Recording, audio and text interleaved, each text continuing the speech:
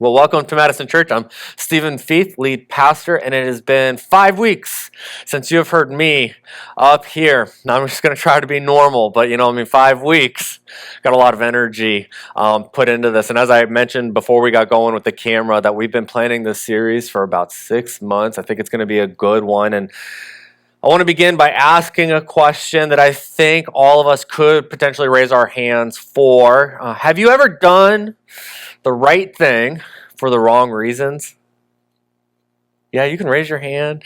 Okay, look around the room. These are the truth tellers. Have you ever done the right thing for the wrong reasons? I mean, I do it all the time. Maybe it's at home, and I apologize. Not because I thought I was wrong, not because I'm admitting really that I was wrong, but I just kind of want the fight to be over with. So I say, oh yeah, I'm sorry, I shouldn't have done that. But deep down, I'm like, I'm not sorry at all. I just want to move on to the next thing. Maybe you're at work and you have another gear. You work really, really hard when your boss is around, right? Like you notice them, you're like, I got to step it up. You do it not because you're a person of great integrity, but you do it because you're a person who has great means.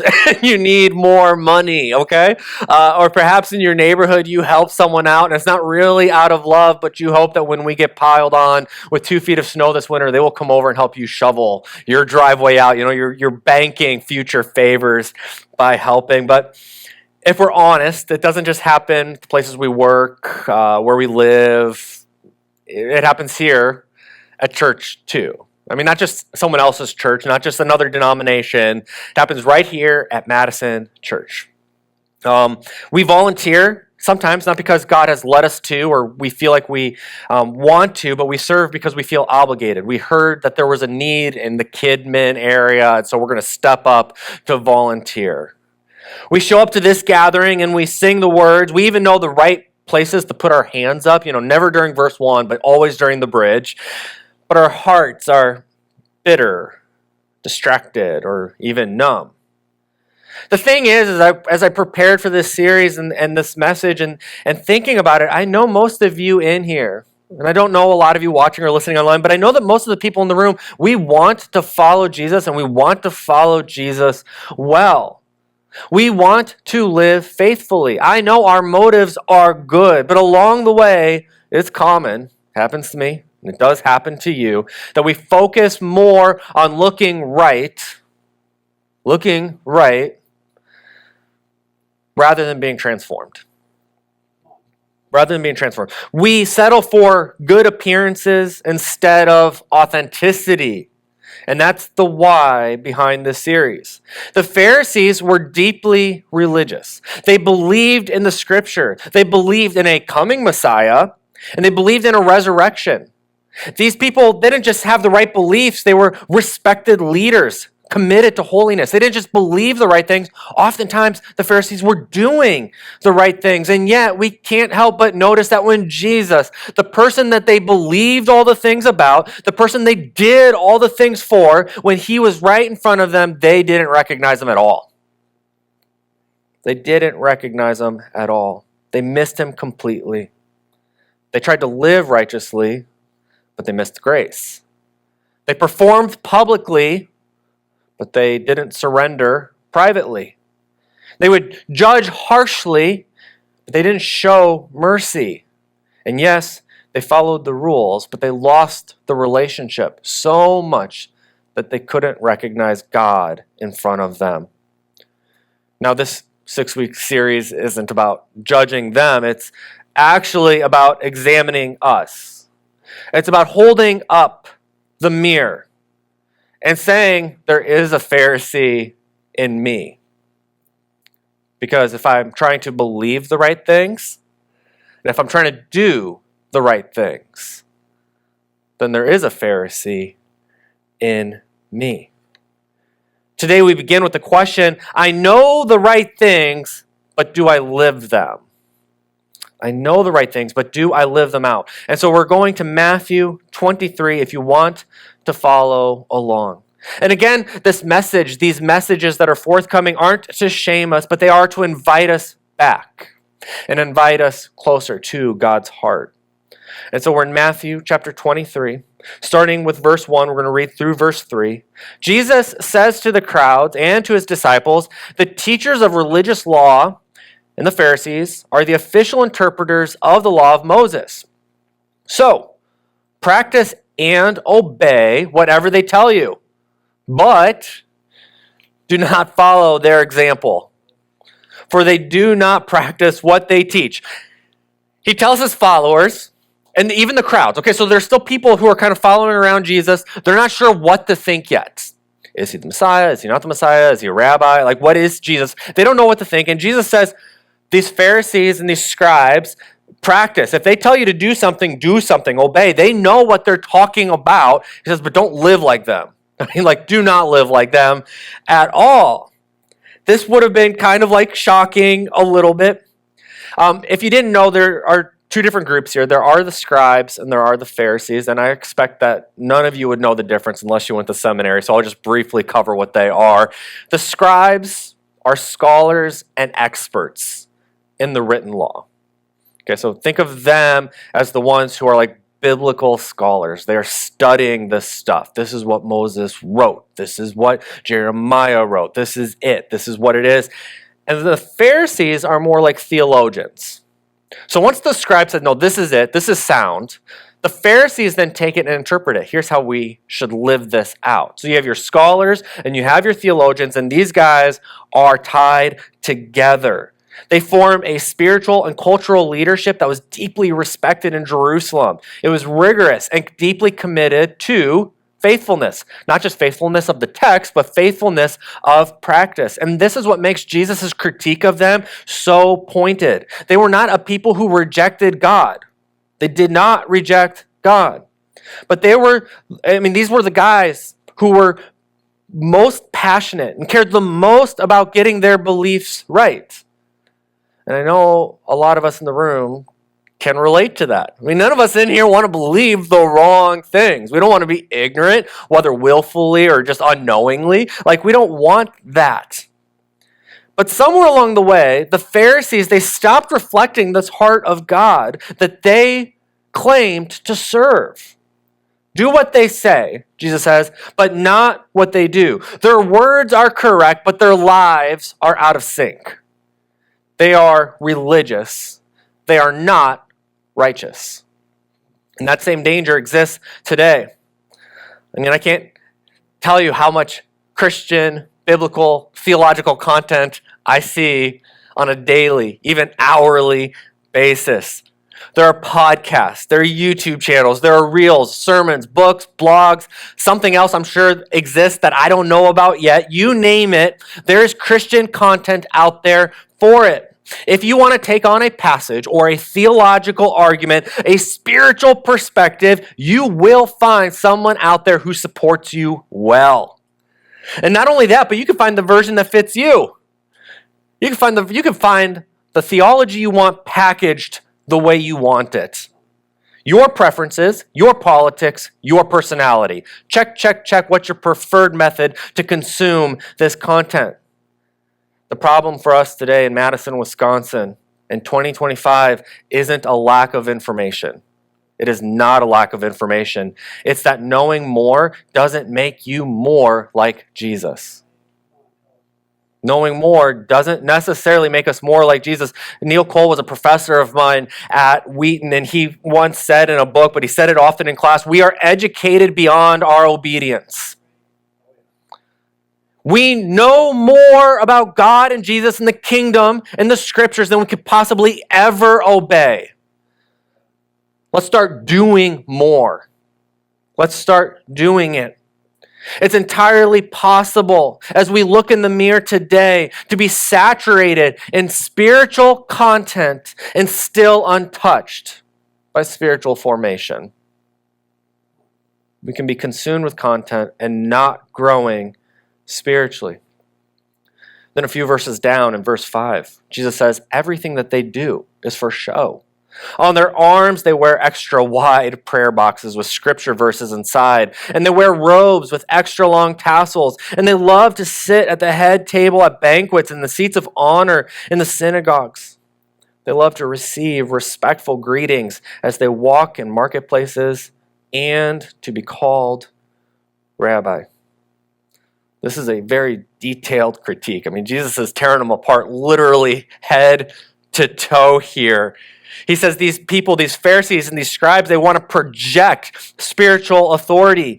He accuses them not just being inconsistent between what they believe and how they practice, but he says they're performing righteous. They're acting holy for the sake of visibility and for status. They're not doing these things necessarily for God, but they're doing it because they love the attention that they get.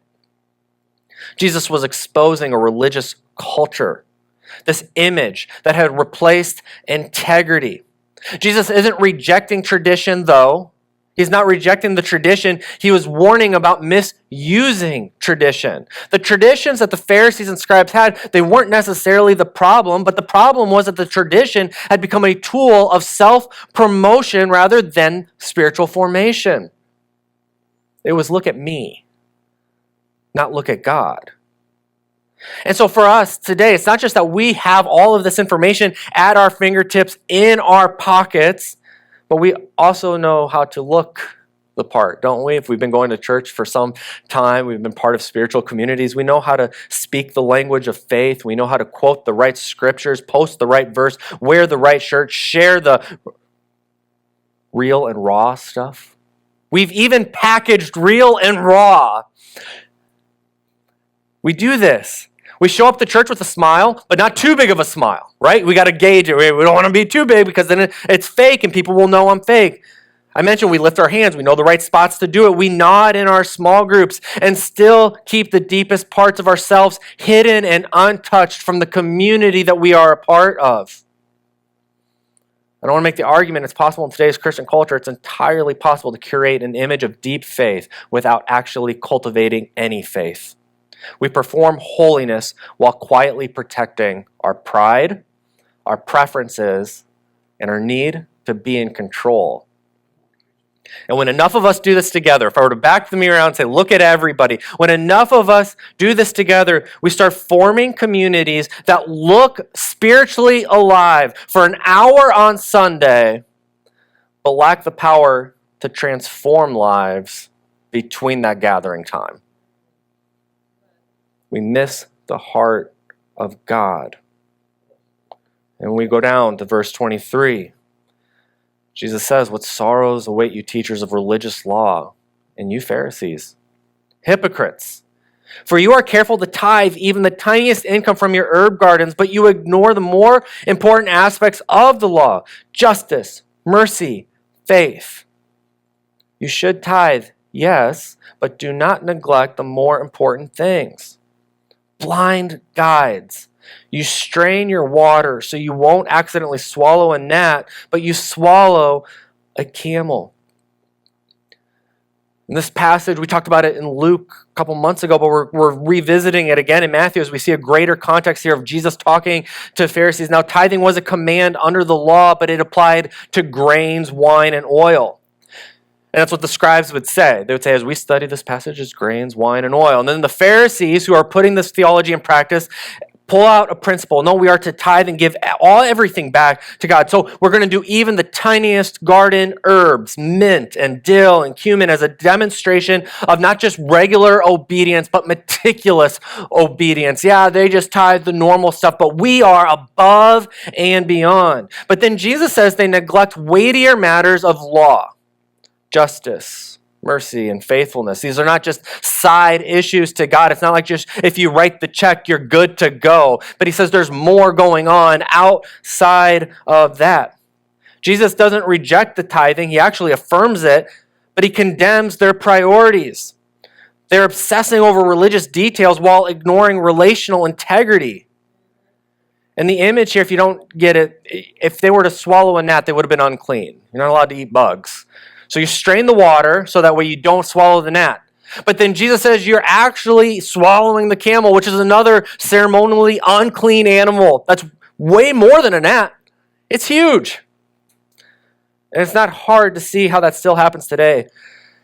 I asked Kyle this morning during our prayer time to lead us in Lectio Divina, and he did. And he chose this verse that we're doing right now. And when you're doing Lectio, you're kind of opening yourself up and you want to hear from God. And the weirdest image came to mind. That's not in my notes, so I don't have to stand by the computer. But did anyone play Pokemon on the Game Boy growing up? Anyone? As I'm sitting there in prayer, I think of Bulbasaur and Charmander and Squirtle and Pokemon Red and my Game Boy. And I remember the first time I played through, I would get so annoyed when you're going through tall grass and a Pokemon pops up. And I was like, I'd run away every time. I don't want to deal with this. I don't have time for this. And then I go to this guy battles me, and then I don't want to battle all of these guys. I got all these people. So I got real good at walking in between the guys, so I never had to fight them. And then what happened was I got to the very first gym, and I got my teeth kicked in real bad because I still had a Charmander who was level 6. And that very first gym master had an Onyx that was level 28. I wasn't prepared. I skipped all this stuff. And I was thinking, this is exactly what Jesus is talking about, or it's like it in this passage. These issues of justice are absolutely critical. Mercy is absolutely critical. Faith is absolutely critical. But he's saying, if you haven't developed generosity, it's not going to happen.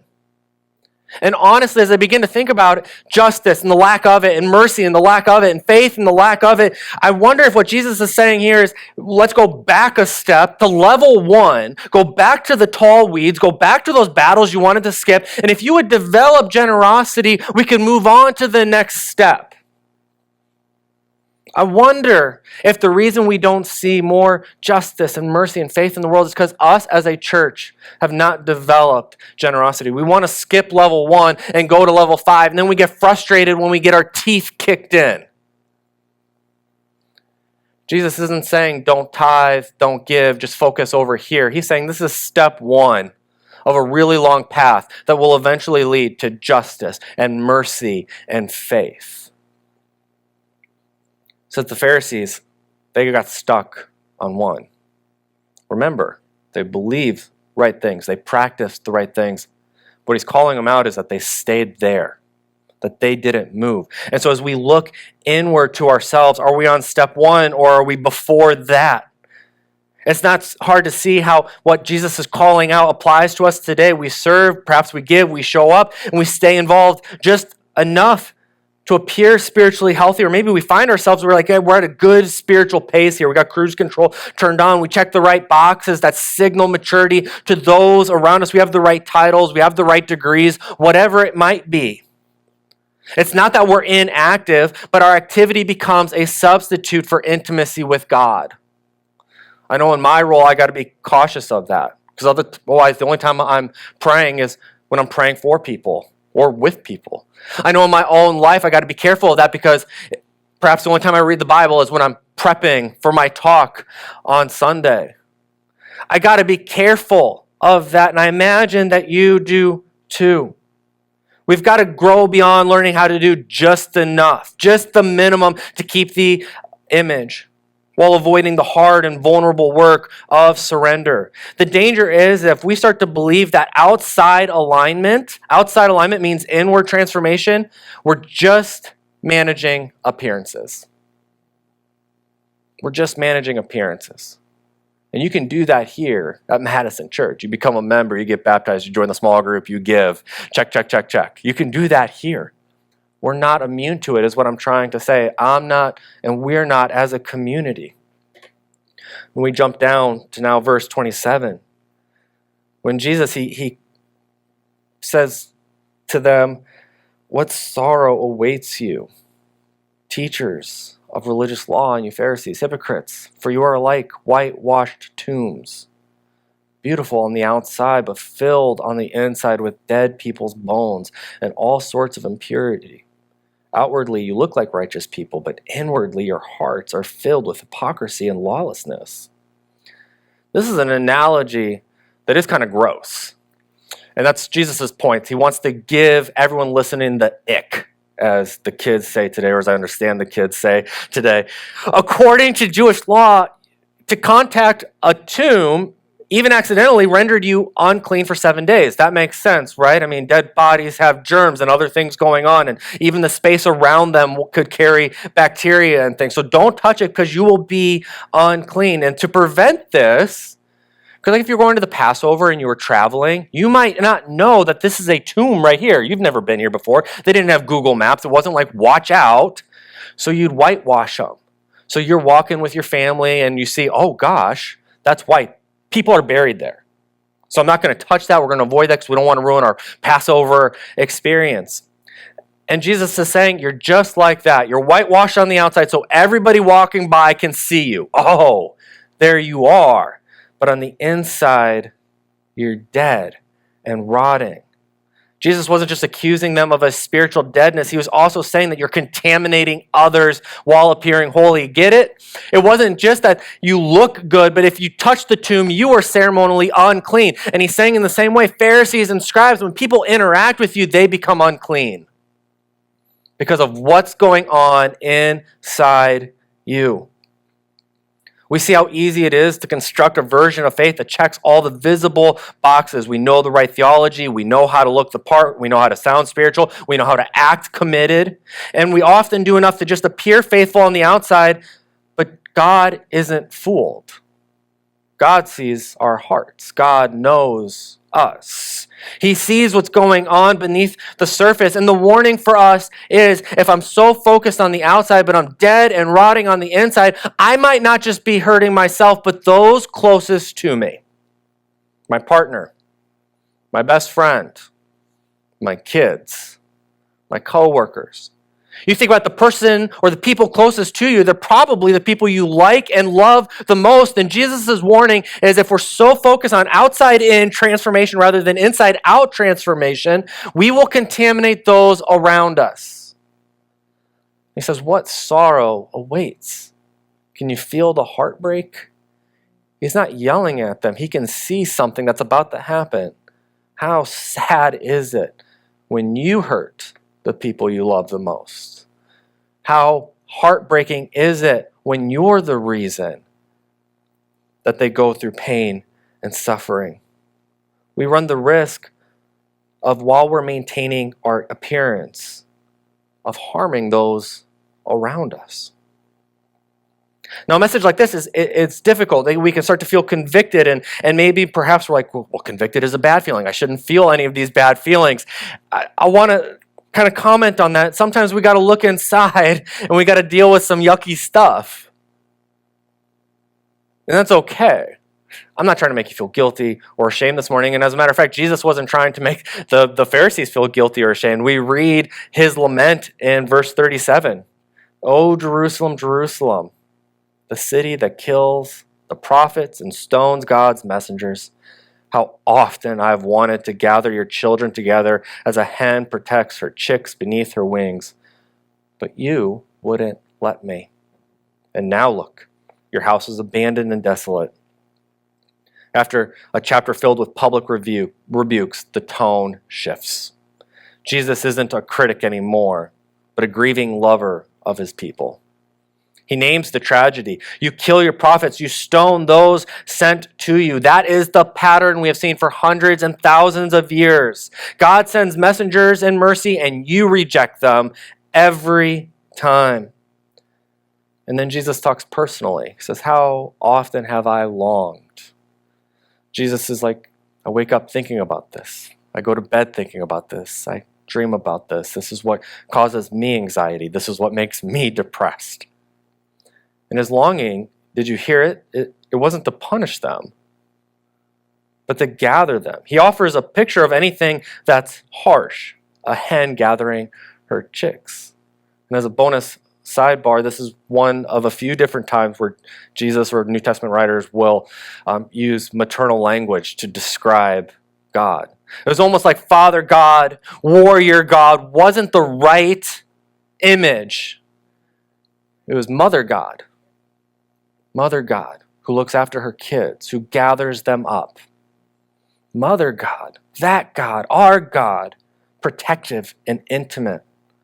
Jesus doesn't rebuke them, again, to shame them, but he rebukes them and us to awaken us.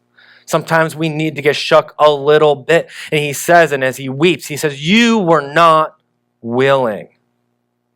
You were not willing. And this is the danger of a life built on appearances, performance, and control. Eventually, we're not just avoiding change, we're resisting love. We're not just avoiding change, but we're resisting love. We miss the invitation hiding beneath the confrontation. Again, Jesus doesn't want to shame us, but he does want to free us. He wants something more for us than we want for ourselves. He wants us to move beyond managing an image or holding on to some sort of spiritual control. What he wants with us is a relationship that's open and honest. He's not looking for polished white tombs. He's just looking for people who come to him as they are so he can make them new. And when we do, when we look at the mirror, when we have the courage, the strength, the boldness, and the trust in God to look in the mirror, when we drop the act, when we let go of the need to be right or the need to look impressive, what you're going to find is not judgment there, not from God. You're going to find Jesus, arms wide open, heartbroken, but still willing to gather us. Now, I know roles and rituals have changed. We live on the other side of Jesus' life, death, and resurrection, but I know that the pull toward appearances over authenticity is still with us. There's a temptation to perform faith rather than live it out. The late Brennan Manning, a former priest, recovering alcoholic, who wrote honestly about grace and his own failures, once said the greatest single cause of atheism in the world today is Christians who acknowledge Jesus with their lips, walk out the door, and deny him by their lifestyle. That is what an unbelieving world simply finds unbelievable.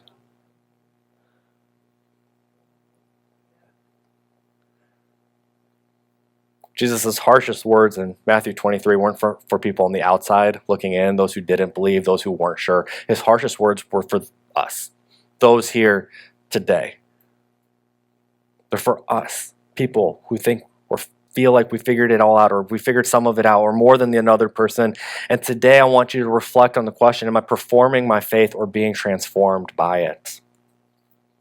If you're somebody who's exploring faith, wrestling with disbelief, all you got to do is start with honesty. Jesus doesn't need you to pretend. He invites you. Questions, doubts, and all. Because being real is the first step to being known. And so this week, just try praying honestly. God, if you are real, show me who you are. God, if you're real, show me who you are. If you're kind of newer to following Jesus, you're kind of coming back to following Jesus, we run the risk of trying to fix everything in a weekend. We're going to leave church today and boom, boom, boom, boom, boom. My schedule's going to change, and my checkbook is going to change, my circle of friends is going to change. All of this, and you're going to burn yourself out, and you're going to be exactly where you were before you came here today. Instead, choose one part of your life, just one. Your schedule, relationships, priorities, and ask, does this reflect the heart of Jesus? Does this reflect the heart of Jesus? And as you invite him in, you'll begin to notice real change. And for those of us today, you might find yourself in leadership at Madison Church, or you're not in leadership at Madison Church, but you're a mature follower of Jesus. You have been for a while. The practicalities of what to do become a little harder. But how about this week, there's a reflection. Where has spiritual performance in your life replaced spiritual intimacy?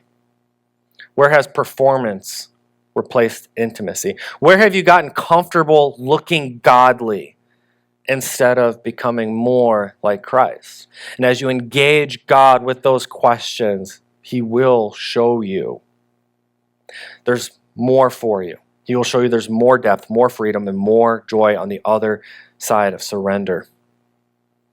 The Pharisees studied Scripture, they followed the rules, but when Jesus stood right in front of them, they missed him.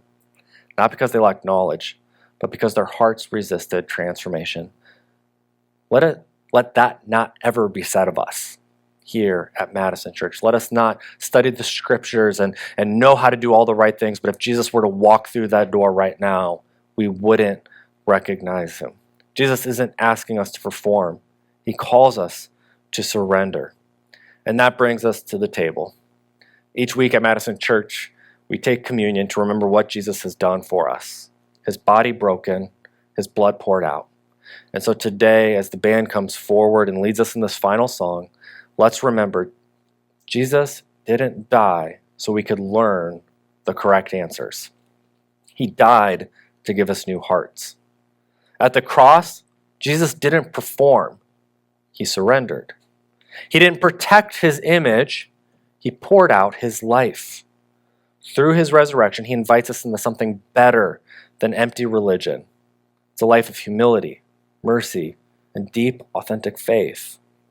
So today, as we take the bread and we take the cup, don't just remember what Jesus did. Let it reshape who you are.